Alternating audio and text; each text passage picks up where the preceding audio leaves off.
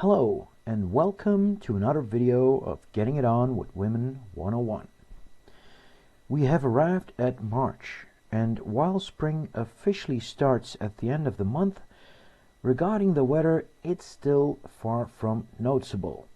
Well, at least here in Belgium that's the case.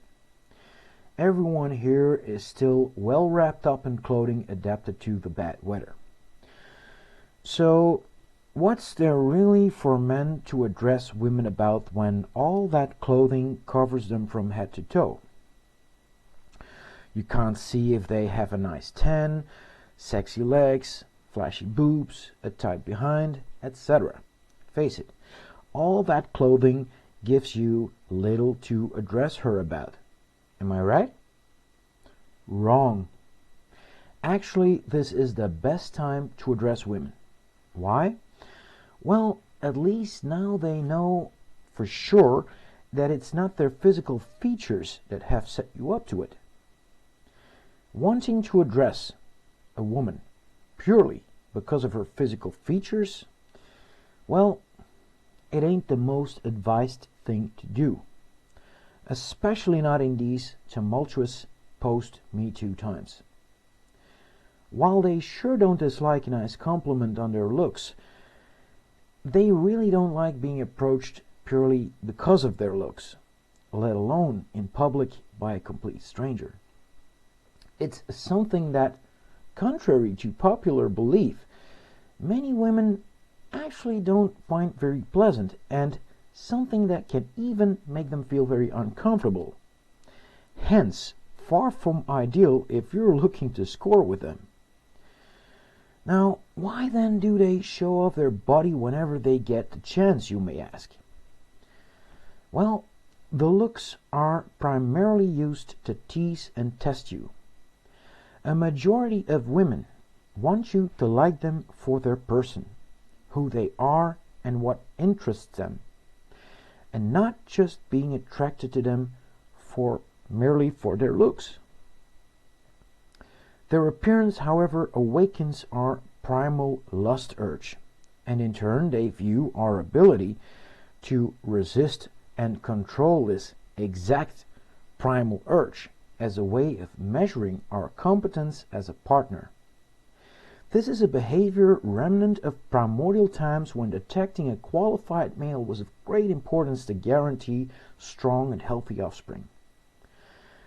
This behavior is also still firmly rooted into their being, and albeit way more nuanced nowadays, of course, it's still nonetheless used in the same way for the same reason. Resisting and controlling this/our primal urge attests to them as a sign of strength, competence, maturity, and intelligence. In other words, the better we can resist and control this primal urge, the less we immediately give into it, the better we score with them and the more they deem us qualified. More so, this can even lead to them really getting the hots for a guy. That's why times of bad weather, when everyone is wrapped up in clothing, are the best times to address women in public. And then, what in particular could and should you address them about? Well, those very clothes they're so wrapped up in. And let me tell you why that's such a great thing to address them about. Alright, the reason why it's such a great thing to address them about is that because you can make out a lot about someone based on their clothing style. Okay, take a god girl, for instance. You can identify a god girl as such by her clothing style. And in turn, this allows you to make out a lot about her interests. So you have a good indicator as to what you can address her about, and because it relates to what she's interested in, this will help you generate a stronger and better click, a stronger and better connection with her. It's the same with other clothing styles, like for instance casual, modern, mundane, alternative, rock, punk, you name it. The clothing style is overall a good indicator that can tell you something about their person and their interests. And most importantly, this therefore might at the same time give you inspirational for a great conversation opener. Okay, to go back to the example of our God girl, here is what you can say, for instance.